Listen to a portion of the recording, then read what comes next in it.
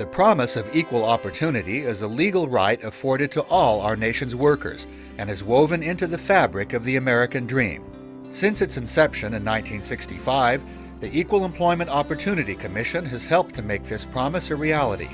The EEOC is the nation's primary enforcer of civil rights employment laws, which prohibit discrimination on the basis of race, color, religion, gender, national origin, age, and disability. The EEOC handles thousands of discrimination charges each year and secures millions of dollars for discrimination victims. After all, equal employment opportunity laws aren't just legal abstractions filed away in dusty law books. They're vital protections for real people facing unjust and undeserved threats to their very livelihood. Every year, thousands of Americans need the EEOC to step up to the plate for them, and that's just what it does. Race has always been the most common basis of discrimination, a national outrage the EEOC has to continue to combat. The lawsuit the Federal Equal Employment Opportunity Commission filed against the dealership alleges the place has allowed rampant physical and verbal racial harassment. If he wanted to, all of a sudden he wanted to have a meeting about anything, and I'm on the phone with a customer, he'll take his stick and hit me on my leg and say, "Nigga, get off the phone."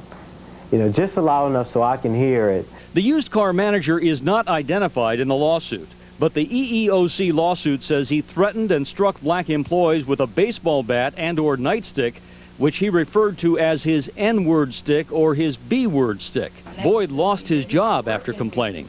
According to the lawsuit, Boyd was fired by the used car manager on the basis of race and retaliation. With the aging of the workforce comes more age discrimination. Age discrimination complaints have risen steadily in the last 2 years and now account for more than 1/5 of claims to the Equal Employment Opportunity Commission. Even though studies indicate older workers are more loyal and productive. One of Arizona's largest employers pays out big to settle an age-biased lawsuit. No employer looking to reduce its workforce should plan on balancing its books on the backs of older workers. It is not fair. It's not good business. EEOC will not look the other way. Sexual harassment continues to plague women in the workplace. Studies show that while as many as 85% of women experience some harassment during their lives, only 5% file charges. Even when you did say something to him, he turned around and told you, if you don't like it, leave. Why did you stick it out for such a long time? I needed the money. I had a mortgage to pay. Leaving the security of a full-time job was one thing, but these women say the emotional toll of working in that kind of environment day after day turned out to be far greater. I lost all of my self-esteem. I didn't know if I was capable of going out and getting another job. The EEOC officially filed a lawsuit against Dell Labs and Daniel Wasong. Chairman Casellas says the number of women, the variety of stories, and the length of time made the case. If you just took one little incident and said, well, that's standing alone, I mean, he called her a name, gosh, that happens all the time in the workplace. That doesn't rise to the level of sexual harassment, does it? No, but let's look at the whole pattern. Let's look at a period of time. You're talking about then an atmosphere, a culture of harassment. It's an environment, and the law recognizes a hostile environment. Discrimination based on national origin is illegal, and that includes rules that prohibit employees from speaking their native languages at work at all, even during breaks. Well, I'll tell you, it's hard to imagine in this day and age being fired because of the language you speak, but according to those 9 employees and the EEOC, that's exactly what happened. The Harvest Medical Clinic went so far as to require its Hispanic employees to sign a letter stating they'd only speak English, and if they didn't... The paper itself says if we spoke Spanish, we'd be terminated on the spot. 3 days after the new policy was implemented, 9 of the medical clinic's 17 employees were fired. With no job and no paycheck, Lupita Carmen and the 7 other fired workers filed suit with the Equal Employment Opportunity Commission. No whites were fired, no blacks, no other race was fired except for the Hispanics. I was hired because I was bilingual. So getting fired because I was bilingual was really a low blow. Too many employers don't understand that bringing life into the world doesn't mean you should lose your livelihood. When does congratulations, you're pregnant become sorry, you're fired? Ask Lucy Velez. I was fired right on the spot. This 34-year-old Bronx woman was fired from her last job after she told her boss she was going to have a baby.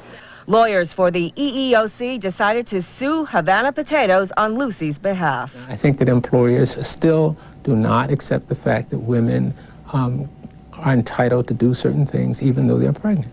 As the number of working women and pregnant working women increase, so do complaints. The EEOC says pregnancy discrimination complaints soared 44% over the last 5 years. Women are coming forward and reporting this kind of behavior, whereas in the past they probably were not as aware of the action that they could take. Some workers have to face more than one kind of discrimination at once. Randall's agrees to pay $2.5 million to settle a discrimination suit. The Equal Employment Opportunity Commission alleged the local grocery chain failed to hire qualified minority and women applicants for part-time entry-level jobs as well as management positions.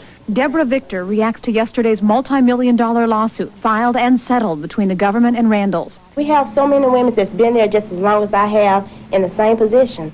I mean, if I'm doing what I need to do, why not promote me? In addition to enforcing federal law, the EEOC educates employers and workers about their rights and responsibilities. Through vigorous outreach programs, the agency and its diverse customers work together to prevent discrimination from occurring in the first place. All workers in the U.S., regardless of their immigration status, should enjoy the same basic rights in the workplace. But for some, those laws aren't applied. And that's why a new program was announced today by local, federal, and Mexican government leaders. Immigrant workers in Houston take the hard day labor jobs, lining up at hiring halls all over town. But there are horror stories to tell. It's too much discrimination. Their work-related problems are so widespread, a collaborative of government entities on both sides of the border have formed the Justice and Equality in the Workplace program. The pilot program is a tool for immigrant workers to know their rights, including workplace rights regardless of immigration status, no discrimination based on race, no sexual harassment in the workplace. Everybody in this country who works for an American company, any other company, or for the government is covered by the Civil Rights Act, and people don't really realize that. A symbolic agreement was signed today, and billboards will be placed all over Houston for outreach. The growing problem of teenagers being sexually harassed at work prompted EEOC Chair Naomi Earp to launch a special initiative to fight this menace. When I was 17 years old, I worked at Steak and Shake in St. Louis, Missouri, and there I was subjected to unwanted sexual harassment. I complained many, many times to my assistant manager and then to my main manager, and I kept hearing that something was going to be done, and I kept getting put off, and the solution was, or the problem was never fixed. I had worked with a gentleman that started off with verbal harassment and, inappropriate touching and comments, and then it became physical assault. Every week over the next 52 weeks, somewhere in the country, one of our district offices will be sponsoring a youth outreach activity. Race discrimination continues to be the most prevalent form of workplace injustice. At the same time, new forms of color bias are becoming more prominent. To fight both these old and new menaces, Chair Naomi Earp has launched a bold new initiative. In order to combat 21st century race and color discrimination, and this is color and race discrimination against any group on those prohibited bases, the EEOC needs a 21st century response. To that end, I am proud to announce the E-Race Initiative, Eradicating Racism and Colorism in Employment.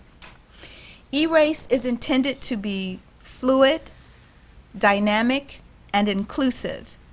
We will enhance our outreach and enforcement efforts by working more closely with stakeholders, leveraging our resources, and raising public awareness about the continuing nature of race and color discrimination. At the Commission meeting kicking off the E-Race initiative, race and color discrimination victims from across the nation told their alarming stories. I was often unfairly laid off and forced to travel 100 miles to my job site. In addition, I was assigned to menial and laborious tasks that were unlikely to help me effectively upgrade my skills. I encountered racial slurs and threats. A hangman's noose was placed in my lunchbox. we were chosen to suffer bad treatment and injustice because we were from India. We were told by the company that Indians were chosen because we come from the part of the world where many people are poor, and that we should be happy and not complain about whatever happened to us. We were not allowed to leave the facility. We were 50 men, all in one small warehouse building, with the broken toilets, small beds, close together, no where to put our personal things, and no privacy. We had to work near the heavy X-ray machine with no protection. And some men were not allowed to go to the doctor when they were injured or the pain. The company, I'm sorry.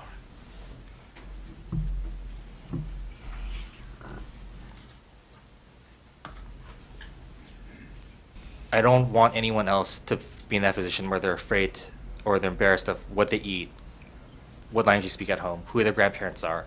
To doubt my own blood, my own father, my own mother, and almost regretting who I was, I don't want to see anyone do that again. And hopefully with actions like the E-Race initiative, no one else would have to go through this again. For more than 40 years, the EEOC has worked to make the promise of equal opportunity a reality for all our nation's workers. Each decade brings new discrimination issues, and the EEOC always rises to the challenge. As time goes on, America continues to rely on the EEOC to advance justice and opportunity in the workplace, and so will future generations.